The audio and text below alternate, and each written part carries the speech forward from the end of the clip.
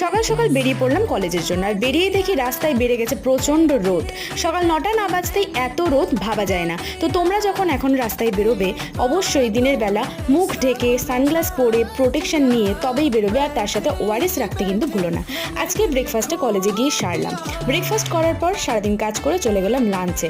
আজকে লাঞ্চটা জাস্ট ফাটাফাটি করেছি। লাঞ্চটা করার পর আবার বিকেলবেলা বাড়ি ফিরছি। না বাড়ি না, চলে গিয়েছিলাম তৃপ্তি আন্টির বাড়ি রিহার্সাল করতে। কেন কি কালকে আমাদের বহরমপুর মেলায় একটা প্রোগ্রাম আছে, তো সেই প্রোগ্রাম অবশ্যই তোমাদের শেয়ার করব। তো সেই প্রোগ্রামের জন্য আজকে ফাইনাল রিহার্সাল ছিল। তো রিহার্সাল সেরে আবার বাড়ি ফিরে এলাম। বাড়ি ফিরে এসে এই যে আমার মিঠি আর রায় চলে এসে ওদের সাথে একটু খেলা করে আবার ডিনারের জন্য বসেছিলাম। তো যাই হোক, ডিনারটা সেরে এবার ঘুমোতে যাওয়ার পালা। তোমরা কেমন আছো অবশ্যই কমেন্টে লিখে জানিও। আমার ভিডিও যদি ভালো লেগে থাকে অবশ্যই একটা করে লাইক করে দিও। Good night.